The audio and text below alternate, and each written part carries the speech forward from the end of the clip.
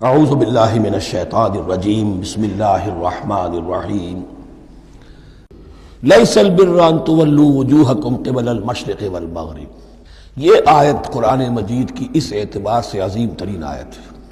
نیکی کی حقیقت کیا ہے، اس کی جڑ کیا ہے، بنیاد کیا ہے، اس کی روح کیا ہے، اس کے مظاہر کیا ہے، مظاہر میں اولین شے کون سی ہے، ثانین کون سی ہے، ثالثاً کون سی ہے، اور اس پر ایک پورا علم الاخلاق جو قرآن کا ایک مکمل کتاب تصنیف کی جا سکتی ہے۔ ایتھکس، قرآنک ایتھکس کے لیے یہ آیت ایک یوں سمجھیے کہ جڑ اور بنیاد ہے۔ لیکن یہ سمجھ لیں کہ یہ آیت یہاں آئی کیوں ہے۔ پس منظر میں وہی تحویل قبلہ بھی ہے۔ تحویل قبلہ کے 4 رکوع 15، 16، 17، 18 یہ تو سالڈ ہے۔ اس سے پہلے 14ویں رکوع میں آیت تھی للہ المشرق والمغرب فأینما تولوا فثم وجہ اللہ۔ ادھر بھی پھر اتنی آیتیں چھوڑ کر پھر گئی لیس البر ان تولوا وجوہکم قبل المشرق والمغرب۔ نیکی یہی نہیں ہے کہ تم اپنے چہرے مشرق اور مغرب کی طرف پھیر دو۔ یہ نہیں کہا یہ نیکی نہیں ہے، نیکی یہی نہیں ہے، یہ بھی نیکی ہے۔ جو ظاہر ہوگا نیکی کا وہ بھی نیکی ہے، لیکن اصل سے اس کا باطن ہے۔ باطن صحیح ہے، نیک ہے تو حقیقت میں نیکی نیک ہے، ورنہ نہیں۔ وَلَٰكِنَّ الْبِرَّ، بلکہ نیکی تو اس کی ہے۔ اب یہاں سے شروع ہوا جو نیکی کی جڑ ہے، بنیاد ہے۔ مَنْ آمَنَ بِاللَّهِ وَالْيَوْمِ الْآخِرِ وَالْمَلَائِكَةِ وَالْكِتَابِ وَالنَّبِيِّينَ۔ سب سے پہلے ایمان، تاکہ تصحیح نیت ہو جائے۔ یہ جو ایمان لائے اللہ پر، یعنی جو نیکی کر رہا ہے صرف اللہ سے اجر کا طالب ہے۔ وَالْيَوْمِ الْآخِرِ، اور قیامت کے دن پر کہ اس کا کوئی اجر دنیا میں نہیں، صرف آخرت میں مطلوب ہے۔ ورنہ آدمی سوداگری کرے، دکانداری کرے، کپڑا بیچے، کچھ اور بیچے، دین تو نہ بیچے۔ دین کا کام کر رہا ہے تو اس کے لیے سوائے اخروی نجات کے اور سوائے اللہ کی رضا کے کوئی اور شے مقصود نہ ہو۔ والملائکۃ والکتاب والنبیین، اور ایمان لایا فرشتوں پر اور کتابوں پر اور انبیاء پر۔ یہ تینوں مل کر ایک یونٹ بنتے ہیں۔ فرشتہ لایا دین، کتاب بن گئی اور انبیاء پر آئی وہ کتاب۔ ایمان بالرسالت کا تعلق نیکی کے ساتھ یہ ہے کہ نیکی کا ایک مجسمہ تمہارے سامنے رہے، آئیڈیل، اسوہ۔ ایسا نہ ہو کہ اونچ نیچ ہو جائے۔ نیکیوں میں بھی ایسا ہوتا ہے، کوئی جذبات میں ایک طرف کو نکل گیا، کوئی جذبات میں ایک طرف کو نکل گیا۔ اس گمراہی سے بچنے کی ایک ہی شکل ہے کہ ایک مجسمہ مکمل، ایک اسوہ کاملہ سامنے ہو جس میں معتدل ہو تمام چیزیں، اور وہ ہمارے لیے اسوہ کاملہ محمد الرسول اللہ کی شخصیت ہے۔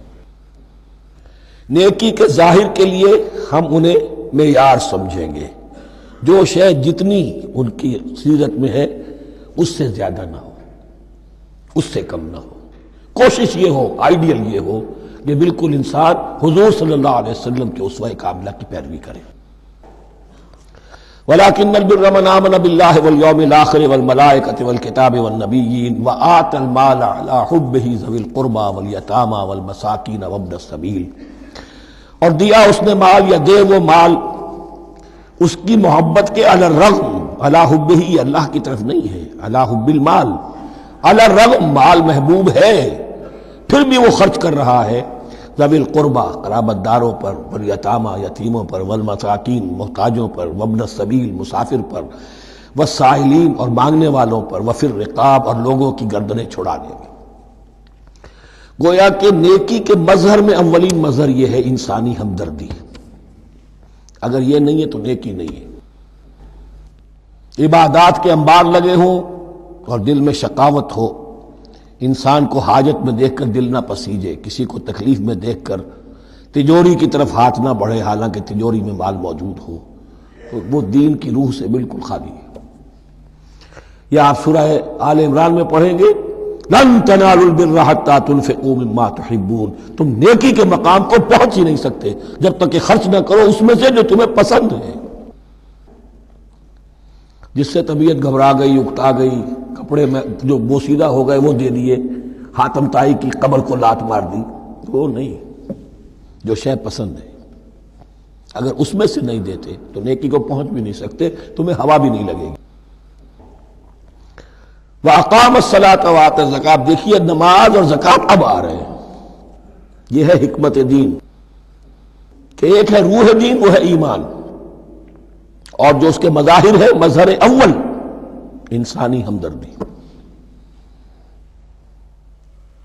نمبر دو ہے پھر نماز اور زکوٰۃ، اور یہاں زکوٰۃ کو علیحدہ ذکر کیا ہے، اور اس آیت کا حضور نے حوالہ دیا ان فی المال لحق سوى الزکاۃ۔ دیکھو کچھ لوگوں نے سمجھا بس ہم نے زکوٰۃ نکال دی تو حق ادا ہو گیا پورا، بڑی بے وقوفی ہے۔ مال میں حق ہے زکوٰۃ کے سوا بھی، اور اب آپ نے یہ آیت پڑھی، دیکھو اس آیت میں کیا ہے، زکوٰۃ کا تذکرہ بعد میں ہو رہا ہے، وَآتَ الْمَالَ عَلَىٰ حُبِّهِ ذَوِي الْقُرْبَىٰ وَالْيَتَامَىٰ وَالْمَسَاكِينَ وَابْنَ السَّبِيلِ وَالسَّائِلِينَ وَفِي الرِّقَابِ وَأَقَامَ الصَّلَاةَ وَآتَى الزَّكَاةَ۔ اس کی کیا حکمت ہے کہ ایمان کو تر و تازہ رکھنے کے لیے نماز ہے، اقم الصلاۃ لذکری، اور انسانی ہمدردی میں مال خرچ کرنے کے جذبے کو پروان چڑھانے کے لیے، برقرار رکھنے کے لیے زکوٰۃ ہے۔ اتنا تو دو نا کم سے کم، بوتل کا منہ تو کھلے، کارک تو نکلے اس کا۔ اگر بوتل کا کارک نکل جائے گا تو شاید اس میں سے کچھ شربت اور بھی نکل آئے، تو زکوٰۃ ہے تو کارک کے مانند 2.5% ہے، کیا ہے، لیکن یہ کہ اس سے پھر کچھ اور بھی نکلے گا۔ جو زکوٰۃ بھی نہیں دیتا اس نے کیا کرنا۔ وَالْمُوفُونَ بِعَهْدِهِمْ إِذَا عَاهَدُوا، اور وہ کہ جو اپنے عہد کو پورا کرنے والے ہیں جب کوئی عہد کر لیں۔ سب سے بڑا عہد اللہ سے کیا، لَسْتُ بِرَبِّكُمْ قَالُوا بَلَىٰ۔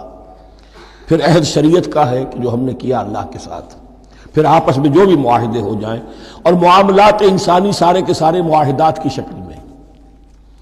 شوہر اور بیوی کا معاملہ بھی ایک معاہدہ ہے، marriage is a social contract. شوہر کی ذمہ داریاں ہیں، اس کے فرائض ہیں، بیوی کی ذمہ داریاں اس کے فرائض ہیں، شوہر کے حقوق ہیں، بیوی کے حقوق ہیں۔ پھر جو بھی امپلائر امپلائی ریلیشن شپ ہے، معاہدہ ہے، کانٹریکٹ ہے۔ جو ہمارا آپ کا پولیٹیکل سسٹم ہے وہ بھی معاہدوں کے اوپر مبنی ہے، بڑا بزنس جو ہے وہ کانٹریکٹ میں چلتا ہے۔ تو اگر ایک چیز پیدا ہو جائے کہ جو عہد کر لیا ہے اسے پورا کرنا ہے، تو ساری اسٹریم لائننگ ہو جائے گی تمام معاملات کی۔ وَالْمُوفُونَ بِعَهْدِهِمْ إِذَا عَاهَدُوا وَالصَّابِرِينَ فِي الْبَأْسَاءِ وَالضَّرَّاءِ وَحِينَ الْبَأْسِ، اور خاص طور پر صبر کرنے والے فقر و فاقہ میں، جنگ کی حالت میں اور تکلیف میں۔ یعنی ایک نیکی ہے بدھ مت کے بھکشوؤں کی نیکی، ایک نیکی یہ ہے، یہ نیکی باطل کو چیلنج کرتی ہے، یہ نیکی خانقاہوں تک محدود نہیں ہوتی،